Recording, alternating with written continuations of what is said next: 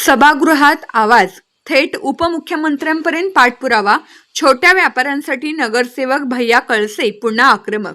पंढरपूर नगरपालिकेच्या सर्वसाधारण सभेत शहरातील छोट्या व पारंपरिक व्यावसायिकांच्या प्रश्नाला जोरदारपणे वाचा फोडल्यानंतर आता नगरसेवक भैया प्रसाद कळसे यांनी हा मुद्दा थेट राज्याच्या उपमुख्यमंत्री एकनाथ शिंदे यांच्यापर्यंत पोहोचवत निवेदन सादर केले।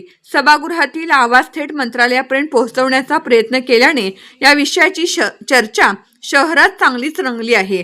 पंढरपूर शहरात मोठे उद्योगधंदे नसल्याने हजारो कुटुंबांचा उदरनिर्वाह हा छोट्या मोठ्या व्यवसायावर अवलंबून आहे। विशेषतः आषाढी वारीच्या काळात हार, फुले, तुळशी माळा, प्रसाद साहित्य, संत देवतांचे फोटो, खेळणी आदी वस्तूंची विक्री करून अनेक स्थानिक विक्रेते वर्षभराच्या संसाराचा गाडा हाकतात।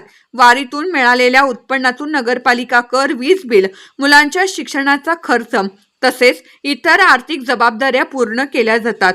मात्र नगरपालिकेच्या अतिक्रमण हटाव मोहिमेमुळे या पारंपरिक व्यावसायिकांसमोर मोठे संकट उभे राहिले आहे। वारीच्या तोंडावर कर्ज काढून आणि उधारीवर माल आणलेल्या विक्रेत्यांना आता तो माल विकायचा कसा असा प्रश्न पडला आहे।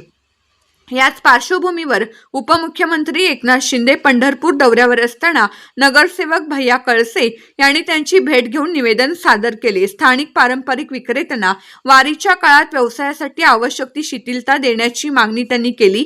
तसेच अतिक्रमण कारवाई करताना स्थानिक व्यावसायिकांवर अन्याय होणार नाही याची खबरदारी घेण्याची विनंती त्यांनी केली। नगरसेवक भैया कळसे यांनी मांडलेल्या भूमिकेची उपमुख्यमंत्री एकनाथ शिंदे यांनी तात्काळ दखल घेत जिल्हाधिकाऱ्यांशी चर्चा करून या प्रश्नावर सकारात्मक निर्णय घेण्याचे आश्वासन दिल्याचे समोर आले आहे।